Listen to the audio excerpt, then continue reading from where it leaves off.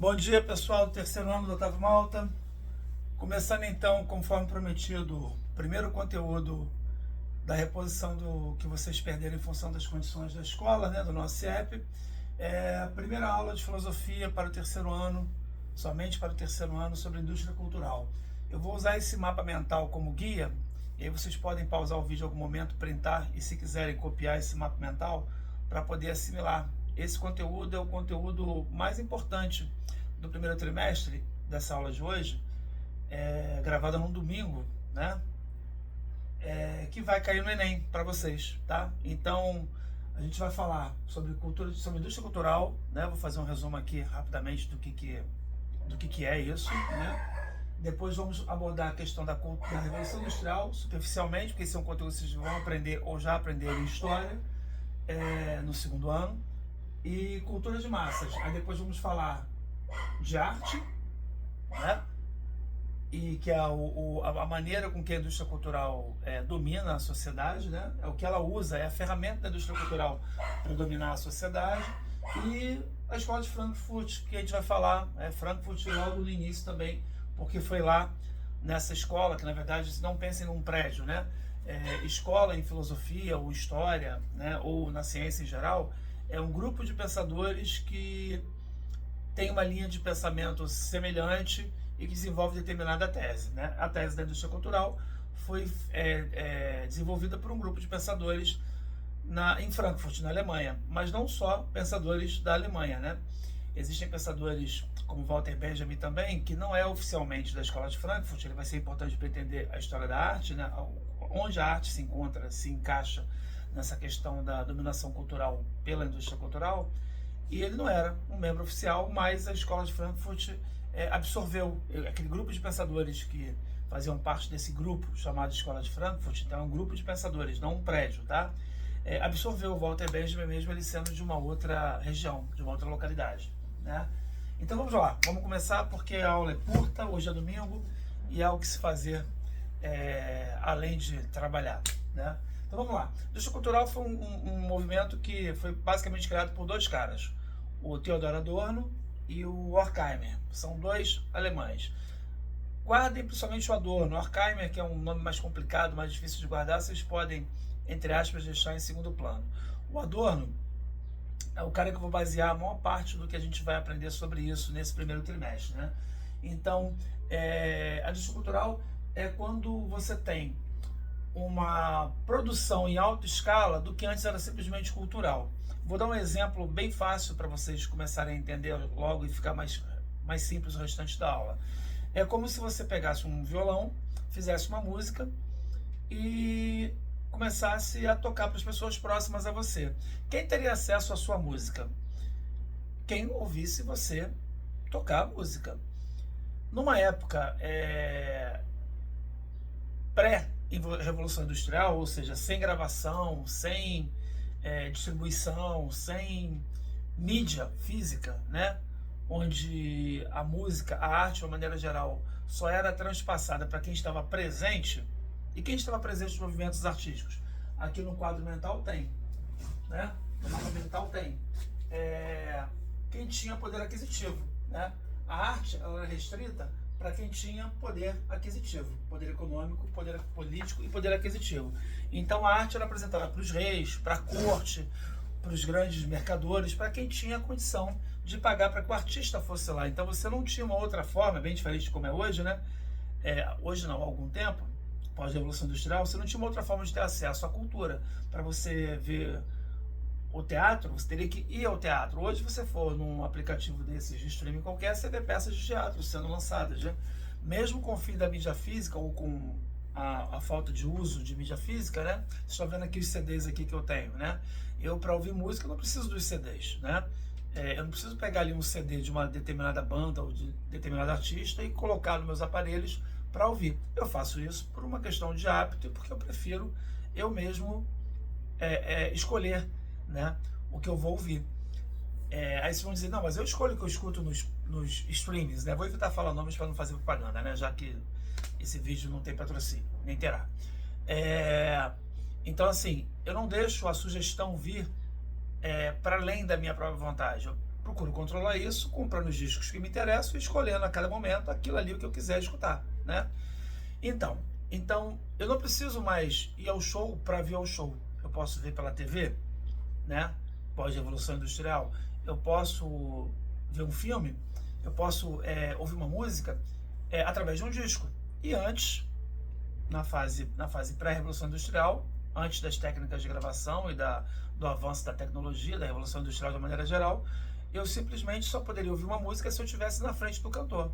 Então eu teria que ir até o cantor ou cantora para ouvir a música, para assistir ao espetáculo, para ver o filme, né? E até pensando em livro, que é uma mídia, né? O livro é uma mídia, né? O livro físico é uma mídia, né?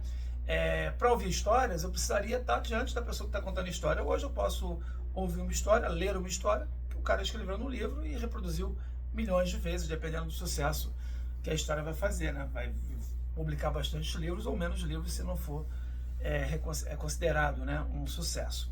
Então, a indústria cultural então é esse momento em que a arte, que antes era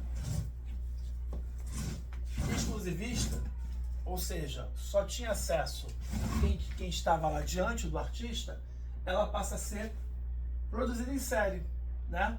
Então, a cultura de massa, indo lá para o outro lado, aqui, ela vai atingir um grande número de pessoas, não somente aquelas pessoas que estão diante do artista ou da arte, né? E essa cultura de massa pode soar democrática no sentido positivo, né? Que agora todo mundo tem acesso à arte. Mas aí chegamos num ponto aqui de mudança muito importante que vocês entendam. Aquela arte que o poeta, que o artista, o ator, a atriz que fazia o teatro, que o cantor, o músico executava, que o contador de história também executava, ela era única. Ela tinha uma espécie de aura especial. Aura é tipo uma camada divina que torna aquilo que você está assistindo, ouvindo, lendo, consumindo não, esquece essa palavra eu vou usar depois, mas que você está contemplando, mágico, superior, né?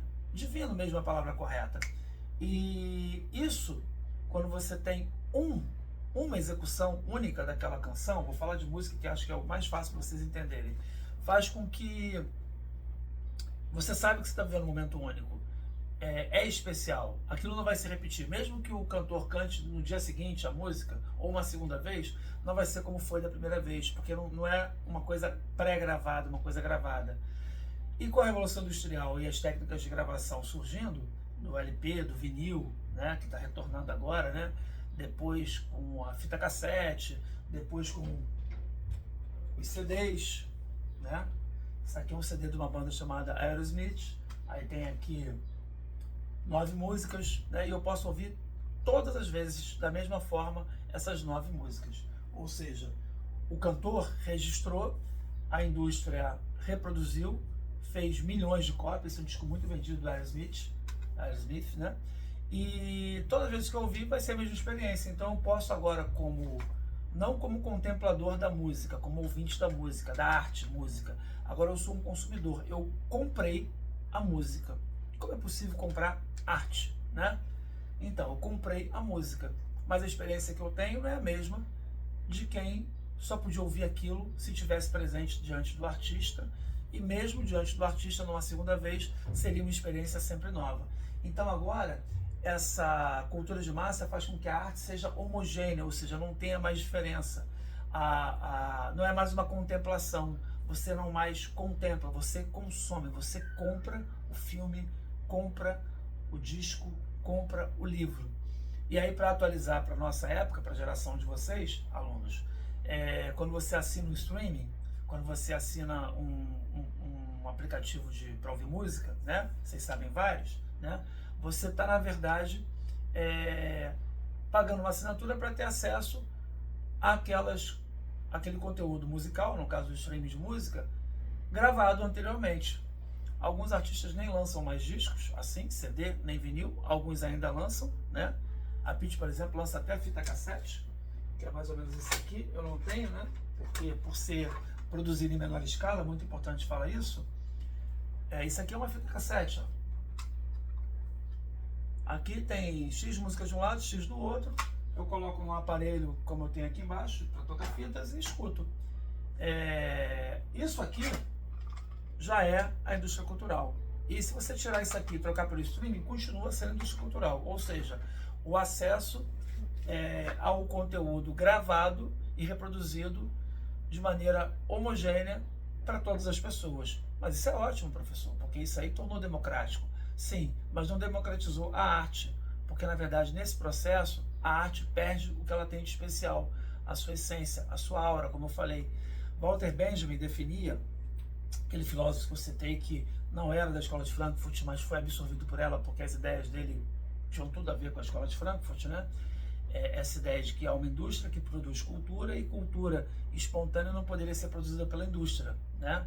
Ela tem que surgir, ela surge normalmente das manifestações dos povos, né? Das sociedades humanas. Então, esse Walter Benjamin falou, é aquele conceito de aura da obra de arte, que a obra de arte tem uma espécie de aura. E tem uma definição dele que eu li num livro importante, onde ele fala que algo parecido com quando arte é quando o homem se expressa e chega diante de Deus. É como se quando eu faço uma poesia, quando eu faço uma poesia, eu escrevo inclusive, não fosse eu, homem, escrevendo, fosse uma manifestação divina. É uma visão bonita que ele tem da arte, né? Por isso que muitas vezes quando vocês escutam certas músicas, vocês entram num patamar de emoção, né? Ou veem um filme, ou leem um livro, independente da forma de arte, às vezes um quadro, cada um com a sua sensibilidade para algum tipo de arte, né? Vocês conseguem ir a êxtases, a patamares de emoção inexplicáveis. Alguém vai dizer, pô, mas é só uma música, por que você está chorando, por que você está emocionado, por que você está feliz, né? Então, música, arte, cinema, teatro, literatura, artes plásticas, desenho, né? Toda forma de arte levam o ser humano a um estado de êxtase, e que o artista ao produzir isso, é como se fosse Deus falando a partir da arte. Essa coisa especial, ela deixa de existir quando a arte vira um produto. Você vai comprar, eu vou falar em CD, mas eu vou até parar de falar de CD, porque é uma coisa mais da minha linguagem. Vou falar da linguagem de vocês. Quando você abre o seu celular e escolhe uma música, entre aspas, para ouvir, uma música mesmo sem aspas para ouvir, você está ali num catálogo, né, de vários artistas, vários ritmos, vários gêneros, né? E ao mesmo tempo que você faz isso e bota a música, você abre o teu aplicativo de mensagens, você abre a sua rede social, deixa a música tocando, você nem presta atenção. Você não tem esse momento de parar e ouvir música, né? Esse aqui é um toca-discos. Você precisaria levantar, pegar um disco, eu não vou levantar para não perdermos tempo, colocar um disco aqui para tocar umas 5, 6 músicas no máximo, né? E aí toca um lado, depois você tem que levantar, colocar o outro lado, e nesse intervalo você não pode fazer outra coisa, você não pode ficar distraído, porque senão a música vai acabar e você vai parar de ouvir.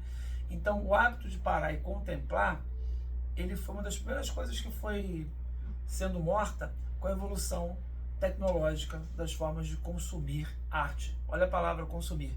Consumir arte. Arte virou um produto de consumo. Você baixa, ninguém mais baixa música, né? Você acessa um aplicativo para ouvir músicas no seu celular, da mesma forma que você compra uma blusinha na Shopee. São produtos. Para vocês entenderem melhor, eu vou falar da minha época, tá? Você compra esse CD aqui na seção de CDs. Hoje em dia quase nenhuma loja vende CDs, né? Só lojas antigas, né? Que não tem por aqui, mas no centro do Rio, ou nas capitais do Brasil, né? Em algumas poucas cidades. Você compra esse CD aqui. Eu comprava do lado da seção de sabão em pó, como se sabão em pó e música fossem a mesma coisa, né? O sabão em pó é muito importante, claro, né? Mas não para nos elevar a uma experiência divina, artística, emocional, como a arte faz com o ser humano que desenvolve essa sensibilidade artística, né? Então, voltando aqui ao mapa mental. Então, cultura de massa é aquela arte restrita, resumida aos espectadores ali beneficiários, né? Beneficiários no sentido de privilegiados, melhor dizendo, né? Pessoas que tinham poder aquisitivo, iam ao teatro, né? Elas iam aos concertos, às óperas, né? As primeiras artes, primeiras formas de arte que se desenvolveram, iam à exposição, como até de certa forma é hoje, né? Não é barato para quem não tem condição financeira visitar um teatro municipal e assistir um espetáculo, né? Mas aí é barato você pelo YouTube pesquisar e encontrar pelo aplicativo de vídeos, né? Tô tentando evitar falar os nomes, mas vai ser difícil. Você acessar e assistir uma ópera inteira pela internet. Isso é bem mais barato do que ir até ao local. E aí vocês julgam que vocês conhecem, porque viram pela internet, viram pelo celular, quando na verdade a experiência física, real, é que é artística, o ao vivo, né? O não gravado, né? Então atinge um grande número de pessoas, a cultura de massa, e é massificação. Nas nossas próximas aulas falaremos sobre massificação, coisificação e alienação, então é importante entender isso para entender mais fácil a próxima aula, tá? E essa cultura de massa, né, ela faz com que a arte, que antes era de caráter exclusivista, restrita àquele tinha poder econômico e político, e passa a ser, a partir do século XIX, produzida em série, massificada, né? Massificada, ou seja, feita como um pão. O pão especial é um pão. Se você faz 50, nenhum pão é especial. Passam todos eles a serem comuns, né? Usei o exemplo do pão por causa da palavra massa, né? E vai gerar influência e vai sofrer a arte, que para mim, no meu entendimento, como professor de filosofia, a arte deixa de ser arte. E porque ela passa a receber também influência da ideologia de mercado. O mercado é o capitalismo, né? O interesse dos donos dos canais que divulgam arte, né? O que a gente recebe na internet, o que a gente vê, o que a gente ouve, o que a gente consome nesses mercados que hoje todos eles se baseiam na grande rede, eles não são espontâneos, eles são influenciados pela ideologia do mercado. Há um interesse ali de produzir consumo, né? Então, a cultura de massa, que antes tinha maior diversidade, vai ter menos diversidade, vai ser mais homogênea, vai ter menos opções. Por exemplo, hoje a gente escuta muito um certo tipo de música, né? Sertanejo, um pouco de pagode, às vezes um pouco de funk, e outros gêneros não têm esse espaço. Aí de tempos em tempos vem uma onda que todo mundo só escuta forró. Há muito tempo atrás, até os anos 2000, teve uma onda de só ouvir rock. Aí agora é só sertanejo. Então, assim, é o mercado que dita o que nós vamos ter acesso. E aí dentro desse acesso, você pode achar que gosta disso ou daquilo, mas você na verdade nem gosta. Você só consome dentro daquilo que você recebe. Eu te ofereço A ou B, você não escolhe A, você opta por A, mas na verdade você poderia ter conhecido o C, o D, o E, o F, ou seja, o leque não é aberto para todos nós, né? Então, arte, menos consumo, menos massificação. Cultura de massas, produção em série, influência de ideologia e do mercado. Uma padronização, tá? O que a Escola de Frankfurt, estamos terminando já, tá? Problematiza então. Problematizar é discutir, tentar entender os problemas sociais, né, do ser humano, do pensamento humano, e tentar apresentar propostas e soluções. O que ela vai observar é que a indústria cultural impede o pensamento, a problematização da realidade. Ou seja, essa forma de consumir arte massivamente pela indústria cultural, ela gera uma dificuldade de você pensar como ser humano. Você não percebe questões. Tem um exemplo que eu gosto de citar, que é uma música, um funk antigo, chamado Malandramente, que narra a história de uma menina muito esperta, assim considerada pelos homens, os amigos, os colegas dela, que se aproxima deles, vai com eles, tipo, para um baile, bebe, se diverte, come, graças a eles lá, né? E na hora, ele usa o termo, na hora de levar madeirada, madeirada é uma analogia ao estupro, né? A fazer sexo com eles, porque se ela saiu com eles, bebeu com o dinheiro deles, comeu com o dinheiro deles, entrou no baile com o dinheiro deles, foi bancada por eles, na sociedade machista, isso para os homens que não evoluem, né? Muitos, ou a maioria não evolui, infelizmente, daria direito a eles depois, em troca, ter um agrado sexual dessa mulher, dessa menina da história. Só que aí ela vai embora, a música fala, a safada na hora de levar a madeirada foi embora, né? Então eles criticam ela ainda porque ela não cedeu aos caprichos sexuais desse grupo, porque ela teria que ceder, já que ela foi sustentada por eles. Então, a pessoa escuta a música, fica a dica para vocês, eu não queria dar audiência para essa música, mas como estudo é importante. Leia a letra, não ouve a música não, joga lá, Malandramente, num site de letras, tá? Letra de Malandramente, joga no Google aí, e lê com essa perspectiva que eu acabei de falar. Talvez vocês nunca tenham percebido, se conhecem a música, que a música falava de estupro coletivo, inclusive, que infelizmente é um dos assuntos mais pertinentes do momento, né? Porque está acontecendo o tempo inteiro. Nós temos um caso aqui no Rio de Janeiro, né? Que o ex-namorado conduziu a menina de 17 anos para uma situação dessa, né? Estão presos, né? Vão responder, espero que respondam dentro da lei. E você simplesmente pode ter, apesar de vocês serem muito jovens, e essa música não se dá à época de vocês, mas através da família vocês podem ter escutado, né, aquela coisa de música antiga, funk antigo, né? E talvez vocês nunca percebessem do que a música fala, porque a cultura de massa impede o teu pensamento, a tua reflexão. Ela fica batendo, massificando. É um conceito de massificar, que é repetir exaustivamente, para que você não reflita, né? E também não problematize a realidade, não repudie os tipos de mensagens que a música tem. E aí, num grau acima, que vai ficar na próxima aula, a escola de Frankfurt também fala que a cultura de massa, né, a indústria cultural, ela facilita a dominação política e o Estado autoritário. Então, a gente vai retomar a partir daí na próxima aula, tá? Como acontece a dominação política através da indústria cultural. Como o Estado domina o seu povo, né, a sua população, os indivíduos daquela sociedade, a partir da indústria cultural, tá? É um dos danos, se não for o dano pior, que a gente sofre quando a gente não aprende esse conteúdo. Então, bom dia, boa tarde, boa noite para quem viu o vídeo de manhã, de tarde ou à noite. Madrugada foi feita para dormir e a gente se vê na próxima aula. Um abraço, bye bye.